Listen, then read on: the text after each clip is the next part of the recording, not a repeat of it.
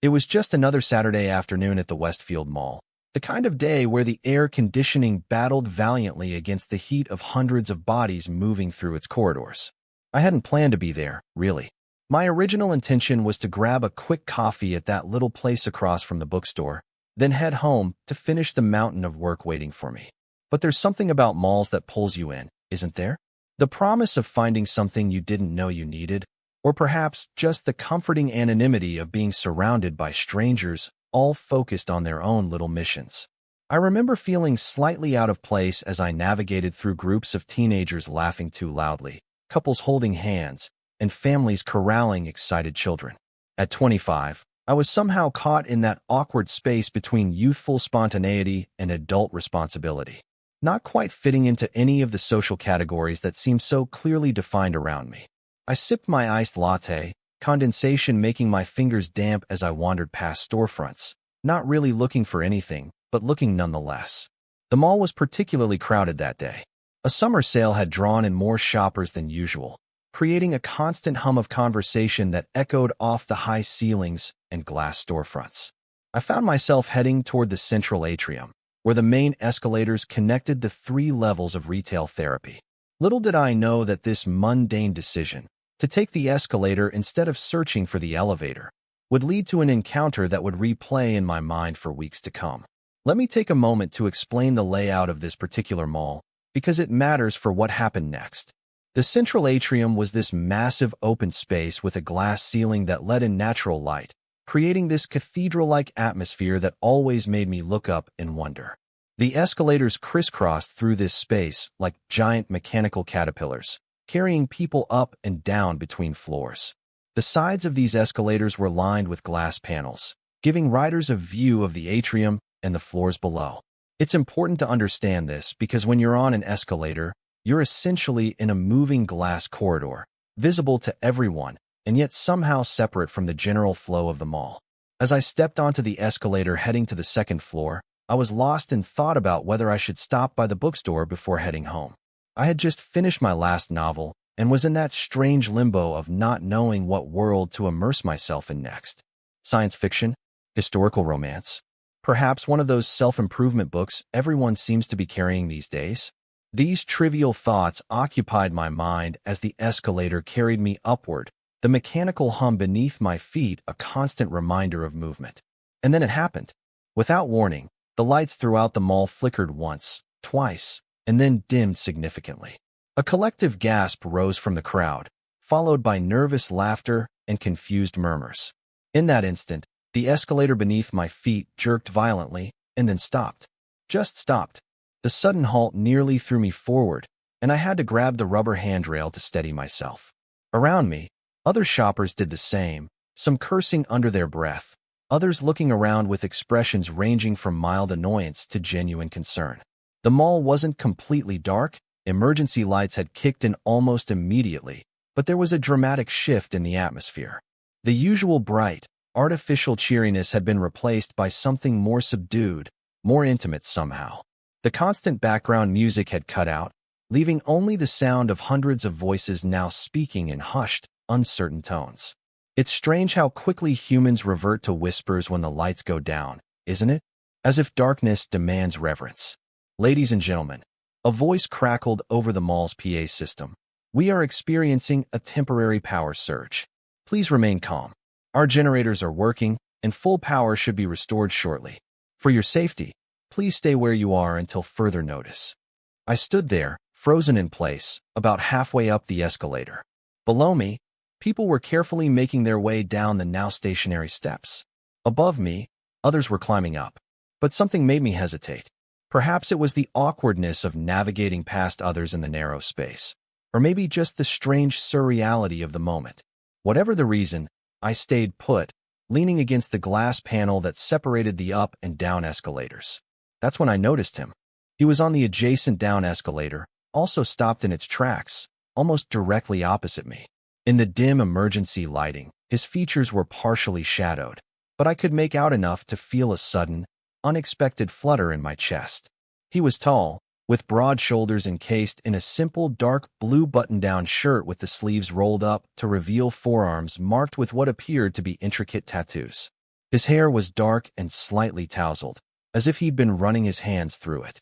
But what caught my attention most was the way he was looking at me.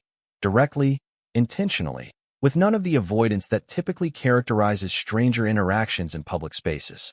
Our eyes met, and instead of the customary quick glance away that usually follows such accidental eye contact, he held my gaze. A corner of his mouth quirked up slightly, and I felt heat rising to my cheeks. I'm not usually one to blush easily, but there was something in his look that seemed to see right through me, as if he knew something about me that I hadn't yet discovered myself. The moment stretched between us, 5 seconds that felt like minutes. Around us, people continued to navigate the stalled escalators, voices rising and falling in waves of conversation about the power surge, speculating how long they'd be stuck, making jokes to ease the tension. But in our little bubble of space, separated by parallel glass panels, time seemed to slow. Then he moved. In one fluid motion, he stepped away from his position and crossed the short distance to the dividing panel where I stood. The movement was so unexpected that I didn't have time to react before he was there, just on the other side of the glass from me. "Looks like we're going to be here a while," he said, his voice deep and clear despite the barrier between us. "Might as well make some new friends, right?" I fumbled for a response, suddenly aware of how close he was. The glass panel between us was only about an inch thick, and I could see details I hadn't noticed from afar. The flecks of amber in his brown eyes, a small scar above his right eyebrow, the precise shadow of stubble along his jaw. I suppose that's one way to look at it. I finally managed, aiming for casual but hearing the slight tremor in my own voice. "Though I'm not sure how much socializing we can do through glass." His smile widened at that, revealing perfectly straight teeth. "Challenge accepted," he said, then placed his palm flat against the glass. "I'm Daniel." It was such a simple gesture, almost childlike in its directness, and yet it carried a weight of invitation that made my heart rate pick up. After a moment's hesitation, I raised my own hand and placed it against the glass, mirroring his.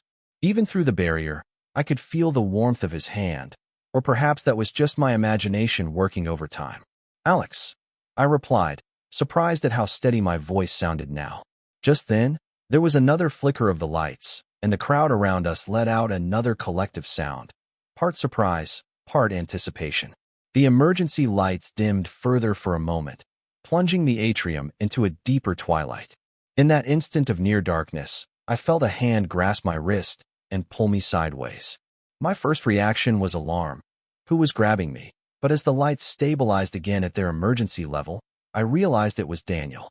Somehow, in that moment of darkness, he had found the narrow gap between the panels where they joined at the escalator's bend and had reached through to take hold of me. Now he was gently but firmly pulling me toward the glass wall. "What are you?" I started to ask, but the words died in my throat as I found myself pressed against the glass, Daniel's face just inches from mine through the transparent barrier. His hand was still around my wrist, warm and secure. "Sorry," he said, though his expression didn't look sorry at all. Couldn't resist. The universe doesn't often give us such perfect setups. And then he smirked. It wasn't a mean expression, not mocking or condescending. It was playful, confident, with just a hint of challenge in it. It was the kind of smirk that said he knew exactly what effect he was having and was enjoying every second of it. The kind of smirk that invited you to play along, to step outside your comfort zone just a little. I should have been offended by his forwardness. I should have pulled away, made some cutting remark about personal space and boundaries. But something in that smirk disarmed me completely. Instead of pulling back, I found myself leaning slightly into the glass, drawn by some magnetic pull I couldn't quite understand. "And what setup would that be?" I asked, surprised by the flirtatious edge in my own voice. Daniel's smirk softened into something more genuine. Two strangers, trapped by circumstance, forced to acknowledge each other's existence when they might have passed by without a second glance on any normal day. His thumb moved slightly against my wrist, a small circular motion that sent shivers up my arm. Don't tell me you don't feel it. And the truth was, I did feel it. That inexplicable chemistry that sometimes sparks between two people with no warning and no explanation. The kind of instant connection that romance novels are built on, but that most of us dismiss as fantasy in our everyday lives. "Maybe," I conceded, not wanting to give him the satisfaction of a full admission. Or maybe you're just taking advantage of a power surge to hit on random guys in the mall. He laughed at that, a genuine sound that crinkled the corners of his eyes. Not random, he corrected. I noticed you earlier by the coffee shop. You were people watching over the rim of your cup, looking like you had the world figured out, but weren't quite sure where you fit in it. The accuracy of his observation startled me. Had I been that transparent? Or was he just exceptionally perceptive? That's quite an analysis from a distance, I said, trying to maintain some semblance of composure despite the fact that his hand was still on my wrist and our faces were still inches apart through the glass. I'm good at reading people, he replied with a slight shrug. It's part of my job. And what job is that? Professional stalker. Another laugh, this one accompanied by a slight squeeze of my wrist before he finally released it. I was surprised to find I missed the contact immediately. Clinical psychologist, actually, he said. Though I promise I'm off duty right now. No analysis, just attraction. The directness of his statement caught me off guard again. In my experience, gay men in public spaces, especially in suburban malls like this one, tended to be more circumspect, relying on subtle signals and coded language. Daniel's straightforwardness was both refreshing and slightly intimidating. Around us, the crowd had thinned somewhat as people either carefully navigated the stalled escalators or resigned themselves to waiting for power to be restored. We were in a strange pocket of semi-privacy, visible to anyone who cared to look, but somehow set apart by the unusual circumstances. So, Daniel continued, his eyes never leaving mine. Now that we've established that this is, in fact, flirting, would you like to continue this conversation somewhere more comfortable once the power comes back on? There's a decent coffee place on the third floor with actual tables and chairs. The invitation hung between us, and I found myself at a crossroads of sorts. The sensible part of my brain reminded me that this was a stranger, that meeting people in malls during power outages wasn't exactly the safest dating strategy. But another part, the part that had been feeling increasingly stifled by routine and caution, was practically shouting at me to say yes. Before I could respond, the lights throughout the mall suddenly brightened, returning to their full fluorescent glory. The escalator beneath our feet gave a warning beep and then lurched back into motion. The spell of our private moment was broken as people around us exclaimed in relief, and the normal bustle of the mall began to reassert itself. Daniel maintained his position for a moment longer, that playful smirk returning to his lips. Well, he prompted. What do you say? Coffee, conversation, and who knows where it might lead. In that moment, with the escalator moving again and the unusual intimacy of our encounter rapidly dissolving in the return to normalcy, I made a decision. I reached into my pocket, pulled out my phone, and held it up. Put your number in, I said, surprising myself with my boldness. I'll text you. His smirk widened into a full smile as he took my phone, his fingers brushing against mine in a contact that felt deliberate. He typed quickly, then handed it back. I've got to run. I'm actually meeting a client in 20 minutes, he said, stepping back as the escalator carried him downward. But I'm looking forward to that text, Alex. And then he was moving away, the mechanical rhythm of the escalator creating an increasing distance between us. Just before he reached the bottom, he turned back and caught my eye one more time. He didn't wave or call out. He simply held my gaze for a long moment, that same knowing smirk playing at the corners of his mouth. Then he was gone, swallowed up by the crowd. I stood there for a moment longer, the escalator carrying me upward to the second floor. My heart was beating a little faster than normal, and I could still feel the phantom pressure of his hand around my wrist. Looking down at my phone, I saw he had entered his number under the name Daniel, escalator guy, with a winking emoji beside it. It was such a small thing, really. A chance encounter, a few minutes of conversation, the exchange of a phone number. In the grand scheme of life, barely a blip. And yet, as I continued my aimless wandering through the mall, now with a specific purpose humming beneath my skin, I couldn't shake the feeling that something significant had just occurred. Let me explain why this matters, why this seemingly trivial mall encounter stuck with me so vividly. In our hyper-connected world, where dating apps and social media have commodified human connection, there's something almost magical about an unplanned, in-person meeting. We spend so much time curating our online personas, selecting the perfect photos, crafting clever bios, that we sometimes forget the raw chemistry that can spark between two people in real life. with no filters and no carefully constructed profiles. That day in the mall reminded me of something essential about human connection. Sometimes, it's the unexpected moments, the power surges that stop escalators, the strangers who reach through gaps in glass panels, that shake us out of our routines and open us to new possibilities. Daniel's boldness, his willingness to seize an unusual moment, had awakened something in me that had been dormant for too long. As I finally made my way out of the mall and to my car, I found myself smiling at nothing in particular. The weight of work waiting at home seemed lighter somehow, less urgent. The world felt a little more expansive, filled with more potential than it had just hours before. I waited until that evening to send the text. Not because I was playing games, but because I wanted to find the right words. Eventually, I settled on something simple. "This is Alex from the Escalator. Still up for that coffee?" His response came almost immediately. "I was beginning to think the power surge had fried your phone. Tomorrow, 2 p.m., third floor coffee shop." And just like that, a plan was set. A date. Was it a date?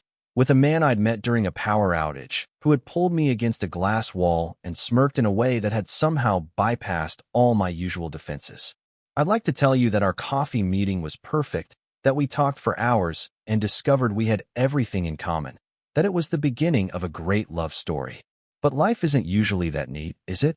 The reality was more complex, more human. We did meet for coffee the next day.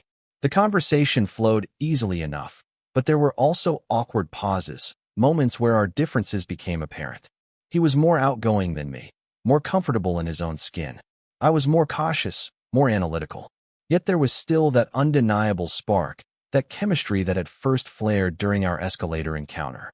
By the end of our coffee, which stretched into nearly 3 hours, we had made plans to meet again. A proper dinner this time, at a restaurant downtown. One dinner led to another, then to a movie, then to a weekend hike. Slowly, we began to carve out space in each other's lives. It wasn't always smooth. We had our disagreements, our miscommunications. But underneath it all was a foundation built on that strange, serendipitous moment when a power surge froze an escalator and two strangers connected through a glass wall. 6 months later, as we sat in his apartment sharing takeout and arguing good-naturedly about which movie to watch, and I was.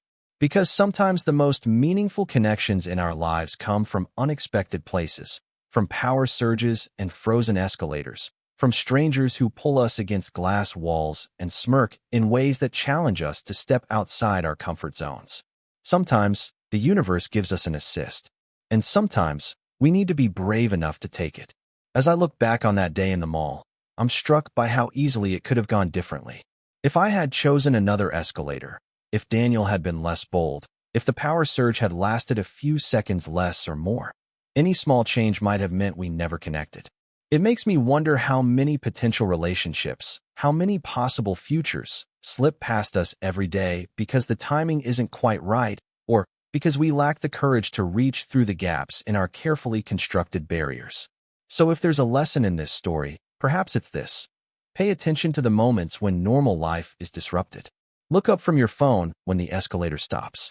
And if someone pulls you against a glass wall and smirks, consider smirking back. You never know where it might lead. Total _char_count, 17,835.